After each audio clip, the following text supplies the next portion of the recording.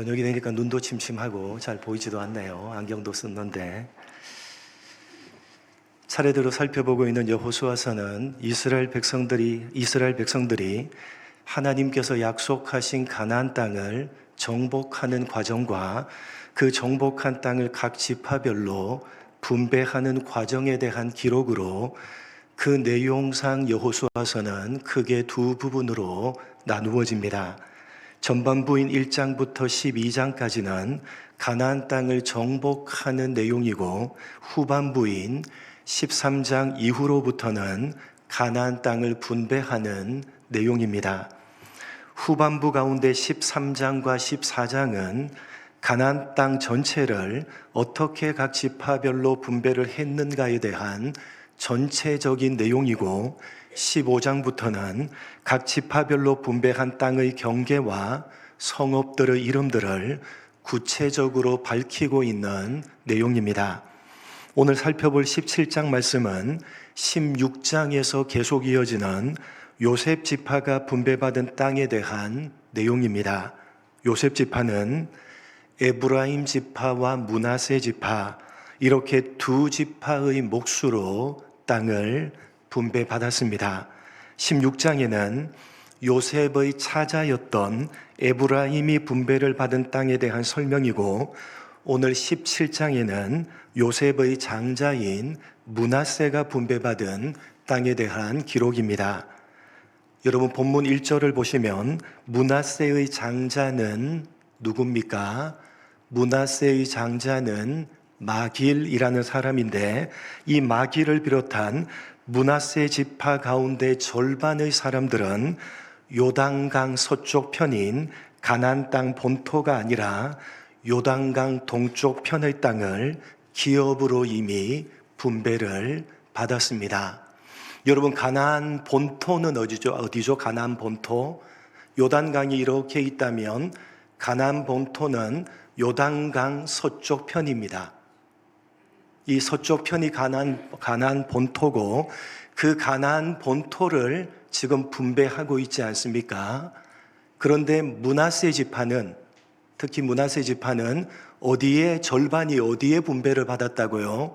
가나안 땅 본토가 아니라, 서쪽 편이 아니라 가나안 땅을 건너기 전 동쪽 편에 이미 땅을 분배받았습니다. 그래서 므낫세 지파는요, 이 요단강을 중심으로 동쪽 편의 절반, 그리고 가나안 땅 본토인 서쪽 편의 절반, 이렇게 땅을 분배받았습니다. 그래서 여러분, 성경을 읽어보시면 이 므낫세 지파에 대한 땅을 이야기할 때 므낫세 절반 지파, 이렇게 이야기합니다. 여러분, 그래서 이 요단강을 경계로 해서 절반은 동쪽, 절반은 가나안 땅 본토, 이렇게 분배를 받았기 때문에 므낫세 절반 지파라는 말이 등장을 하는 겁니다. 므낫세 반 지파, 이렇게 성경에 등장을 하고 있습니다. 여러분이 므낫세 나머지 절반 지파, 동쪽 편에 절반이 분배를 받고, 그 나머지 절반 지파는 가나안 본토의 땅을 제비 뽑아서 분배를 받았는데, 그 분배받은 땅에 대해서 2절 이하에서 소개를 하고 있는 것입니다. 그런데 여러분, 오늘 본문을 잘 보시면 가나안 본토에서 땅을 분배받았던 므낫세 절반 지파의 땅에 대해서 소개를 하는 가운데 성경은 두 가지 사건을 언급하고 있습니다.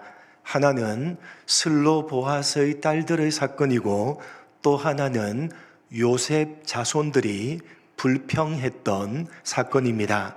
먼저 마길의 후손인 슬로보아스에게는 아들이 없었고 딸만 5이 있었는데, 그 딸들의 이름이 오늘 본문에 기록되어져 있습니다.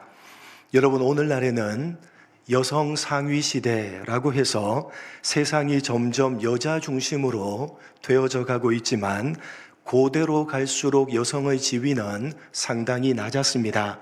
우리나라만 해도 여자들과는 겸상을 해서 밥을 같이 먹지도 않을 정도였습니다. 오늘날 여자분들은 좋은 세상을 만나신 겁니다. 여러분, 고대로 갈수록 여성의 지위는 상당히 낮았습니다. 고대 이스라엘 사회에서는 더욱더 심했습니다. 모든 것들이 남자 위주였습니다. 여자는 사람의 숫자를 셀 때도 사람의 숫자에도 포함시키지 않을 정도였습니다. 여러분, 우리가 잘 알고 있는 오병이어 사건으로 몇 명을 먹였죠? 보리떡 5개와 물고기 2마리로 예수님께서 기적을 베푸셔서 몇 명을 먹였다? 5,000명을 먹이고 12광줄이 남았다, 이렇게 되어져 있죠. 그 5,000명은 누구만 5,000명? 남자 숫자만 5,000명. 왜요? 숫자를 셀 때 여자와 어린아이는 포함시키지도 않았기 때문입니다. 그러니까 여자와 어린아이를 포함시키면 오병이어 사건은 줄잡아서 2만 명가량을 예수님께서 먹이신 사건입니다. 여러분, 고대 이스라엘 사회에서는 숫자를 셀 때 사람의 숫자에도 포함을 시키지 않을 정도로 여성의 지위는 상당히 낮았습니다. 그래서 족보라든지 아니면 토지 대장에는 여자 이름은 기록하지 않는 것이 당시의 당연한 관례였습니다. 그런데 당시로 보면 상당히 파격적으로 오늘 본문에는 5명이나 되는 여자의 이름이 기록되어져 있습니다. 여러분, 여호수아 13장 이후에는 이스라엘 각 지파별로 분배받은 땅에 대한 기록입니다. 그러니까 말하자면 이스라엘 각 지파별 토지 대장이 13장 이하에 나오는 내용인 것입니다. 그런데 그 중요한 토지 대장에 여자 이름이 5명이나 기록되어져 있다는 사실입니다. 왜 이렇게 됐느냐? 오늘 본문에도 살짝 나오지만 그러나 민수기 27장을 보시면 이들에 관한 내용이 상세하게 기록되어져 있습니다. 민수기 27장 1절로 11절 조금 길지만 한 절씩 읽어보도록 하겠습니다. 요셉의 아들 므낫세 종족들에게 므낫세의 현손 마길의 종손 길르앗의 손자 헤벨의 아들 슬로보앗의 딸들이 찾아왔으니 그의 딸들의 이름은 말라와 노아와 후글라와 밀가와 디르샤라.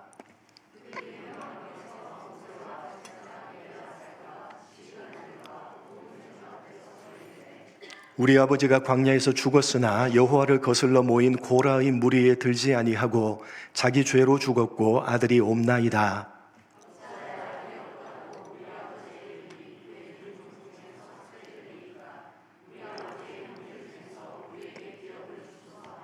모세가 그 사연을 여호와께 아뢰니라.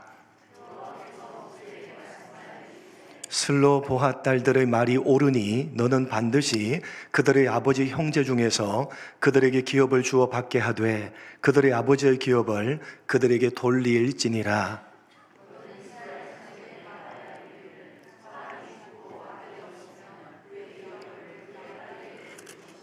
딸도 없으면 그의 기업을 그의 형제에게 줄 것이요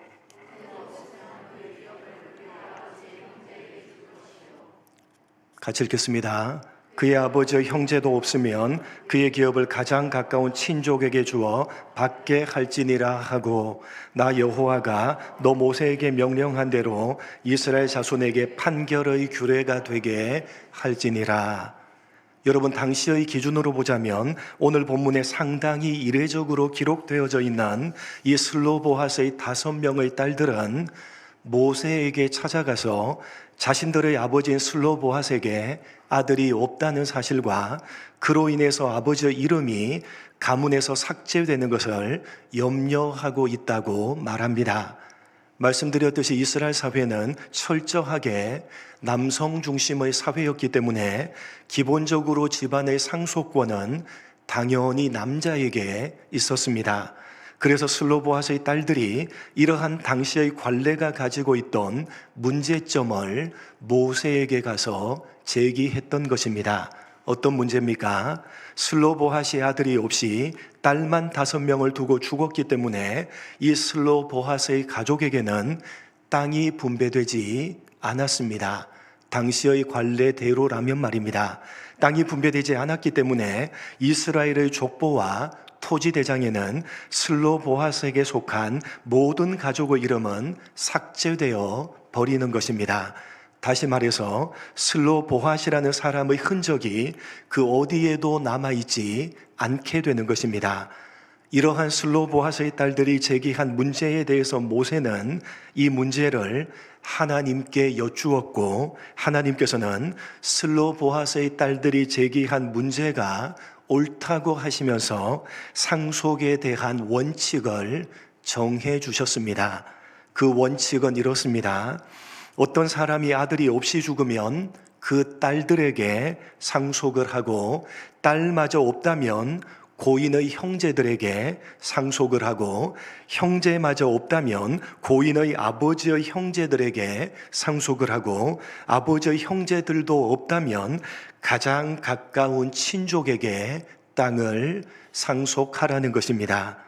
이렇게 모세 때 정해진 원칙을 여호수아가 그대로 인정해서 비록 여자지만 오늘 본문에서 보듯이 슬로보핫의 딸들에게도 땅을 분배해 줬던 것입니다. 만약에 여호수아가 이러한 원칙을 몰랐거나 혹은 정해진 원칙을 무시하고 독단적으로 판단을 하고 결정을 했다면 그것은 민감한 영토를 분배하는 문제에 크나큰 혼란을 가져왔을 것입니다. 그러나 여호수아는 모세 때에 결정된 원칙을 잘 기억하고 있었고, 이후에 그 문제가 닥쳤을 때 그 원칙을 토대로 해서 질서 있고 원만하게 문제를 해결할 수가 있었던 것입니다. 그리고 여러분, 오늘 본문 이후를 보시면, 우리가 읽었던 본문 이후를 보시면 14절 이하에 또 하나의 사건이 기록되어져 있습니다. 그것은 제비를 뽑아서 영토를 분배받은 에브라임 지파와 므낫세 지파가 자신들이 분배받은 땅이 너무 적다고 불만을 표시한 것입니다. 이러한 이들의 문제 제기는 슬로보핫의 딸들이 제기한 것과 별반 다를 것이 없이 땅을 분배하는 것과 관련된 문제였습니다. 그러나 두 사건이 다른 점은 슬로보핫의 딸들은 이미 모세 때에 정해놓은 원칙에 따라서 정당한 주장을 했던 반면에 이들 에브라임과 므낫세 지파가 했던 문제 제기는 원칙이 아니라 불평과 욕심에서 나온 것이었습니다. 여러분, 하나님께서는 이미 가나안 땅을 각 지파별로 어떻게 분배를 해야 하는지에 대한 원칙을 정해 주셨습니다. 어떤 원칙입니까? 지난주에 16장에서 살펴봤듯이 두 가지 원칙을 하나님께서는 정해 주셨습니다. 어떤 원칙입니까? 생각나십니까? 민수기 26장을 보시면 첫 번째는 사람의 숫자에 따라서 땅을 분배하는 것입니다. 사람의 숫자가 많은 지파에게는 많은 땅을 주고, 사람의 숫자가 적은 지파에게는 적은 땅을 주는 것입니다. 그리고 또 하나의 원칙은 뭐죠? 뭘 뽑아서? 제비를 뽑아서 땅을 분배하는 것입니다.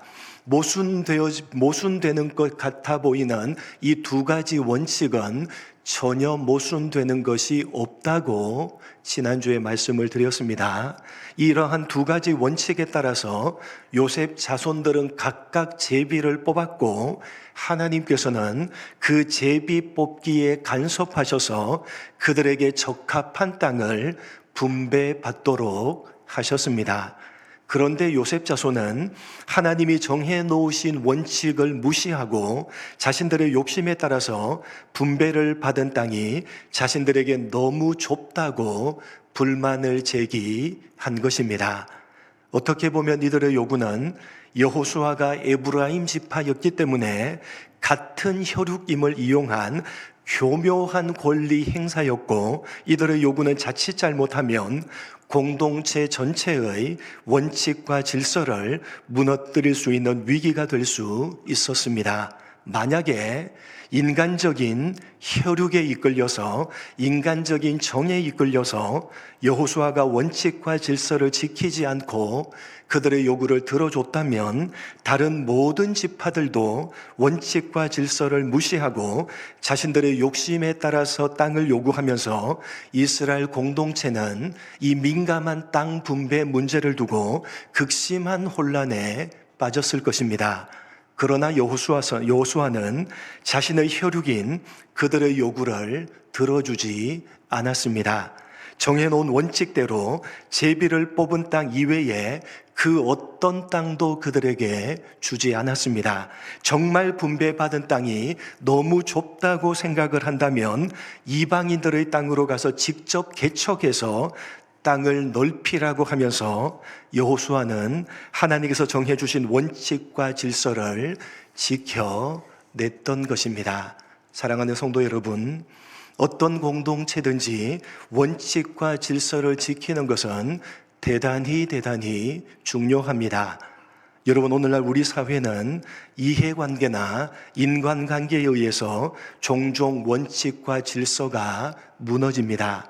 그러나 여호수아는 그렇게 원칙이 무너지고 질서가 지켜지지 않을 때에 공동체 전체가 무너질 수 있다는 사실을 깊이 인식하고 있었습니다. 그러한 인식 속에 여호수아는 원칙과 질서를 철저하게 지킴으로써 자신에게 주어진 사명을 지혜롭게 감당할 수 있었던 것이고 이스라엘 공동체를 건강한 공동체로 세워나갈 수 있었던 것입니다. 사랑하는 성도 여러분, 우리가 섬기고 있는 하나님께서는 무질서의 하나님이 아니라 질서의 하나님이십니다. 여러분, 하나님께서는 원칙과 질서를 너무나도 중요하게 생각하십니다. 여러분, 모든 공동체는 원칙과 질서를 지킬 때 비로소 건강한 공동체로 세워지는 것입니다. 사회 공동체도 그렇고 교회 공동체도 마찬가지입니다. 원칙과 질서를 존중하고 지키지 않는다면 그 어떤 공동체도 혼란에 빠질 수밖에 없고 건강하게 세워질 수가 없는 것입니다. 사랑하는 성도 여러분, 여러분이 몸담고 있는 공동체, 그것이 어떤 공동체든지 그 공동체의 원칙과 질서를 존중하시고 힘써 지켜가시는 여러분 되시기 바랍니다. 여러분, 하나님께서는 원칙과 질서를 너무나도 중요하게 생각하십니다. 그렇기 때문에 하나님의 백성들이 모여있는 이곳 교회 공동체는 원칙과 질서가 있어야 되는 것입니다. 그리고 그 원칙과 질서는 우리가 마음대로 정하는 것이 아니라 하나님의 말씀을 따라서 정해져야 되고 성경 말씀을 따라서 지켜야 되는 것입니다. 여러분, 특별히 우리 교회가 소속되어져 있는 이 장로교회는 교회의 전반적인 문제에 대해서 의논하고 결정하는 당회라는 조직이 있습니다. 이 당회는 교회의 모든 일을 당회원 자신의 이해관계나 자신의 사사로운 생각을 따라서가 아니라 하나님의 말씀을 따라서 결정을 해야 합니다. 어떤 특정한 한 사람이 아니라 모든 당회원들이 함께 머리를 맞대고 함께 의논을 해서 하나님의 말씀을 따라서 하나님의 뜻을 찾아 나가야 되는 것입니다. 그것이 당회가 가지는 원칙이요, 당회가 가지는 질서입니다. 그리고 당회가 결정한 것이 하나님의 말씀에 위배되지 않는다면 모든 성도들은 그 결정에 순종하며 힘을 하나로 모아야 되는 것입니다. 성경에 위배되지 않는다면 말입니다. 어떤 결정이든지 말입니다. 그것이 교회 공동체가 가져야 되는 원칙이고 그러한 원칙이 지켜질 때에 교회 공동체는 비로소 질서 있는 건강한 공동체로 세워지는 것입니다. 사랑하는 성도 여러분, 교회 공동체 안에서 정해진 원칙과 정해진 질서를 지켜나가시기 바랍니다.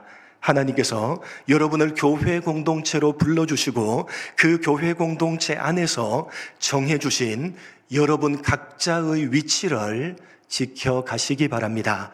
여러분, 저는 목사로서 제 자리를 지키기를 열심히 노력하겠습니다. 장로님들은 장로로서 제자리를 지켜주시고, 안수집사는 안수집사로서, 권사는 권사로서, 서리집사는 서리집사로서, 성도는 성도로서 여러분 각자의 자리를 지켜주시기 바랍니다. 교회 공동체가 세워놓은 원칙과 질서를 깨뜨리지 마시기 바랍니다. 여러분, 하나님께서 교회 공동체 가운데 정해놓으신 원칙과 질서를 존중하시고 지켜가심으로 우리 서울 우림교회 공동체가 무질서한 공동체가 아니라 원칙과 질서가 살아있고 그 원칙과 질서가 지켜지는 건강한 공동체로 세워가시는 여러분 모두가 되시기를 주님의 이름으로 간절히 축복합니다. 하나님 아버지, 오늘 여호수아 말씀을 통해서 어떤 공동체든지 특별히 하나님께서 불러 모으신 교회 공동체는 정해진 원칙과 질서를 지켜야 한다고, 그렇게 원칙과 질서를 지킬 때에 교회 공동체는 건강한 공동체로 세워질 수 있다고 말씀해 주시니 감사합니다. 하나님 아버지, 우리를 교회 공동체로 불러주시고 이 교회 공동체 안에서 하나님을 섬겨갈 수 있도록 하시니 감사를 드립니다. 하나님께서 교회 공동체 가운데 정해놓은 원칙과 질서를 존중하게 하시고 지켜가는 우리 모두가 될 수 있도록 복을 내려 주옵소서. 하나님, 우리 서울 우림교회 공동체가 무질서한 공동체가 아니라 원칙과 질서가 살아있고 원칙과 질서가 지켜지는 건강한 공동체로 세워져 갈 수 있도록 인도하여 주옵소서. 목사는 목사로서, 장로는 장로로서, 안수집사는 안수집사로서, 권사는 권사로서, 서리집사는 서리집사로서, 성도는 성도로서 모두 각자가 각자의 자리를 지키게 하시고 교회 공동체의 원칙과 질서를 온전히 지켜내므로 하나님이 기뻐하는 건강한 교회 공동체로 세워나가는 우리 모두가 될 수 있도록 은혜 베풀어 주옵소서. 감사하오며 예수님의 이름으로 기도드립니다. 아멘.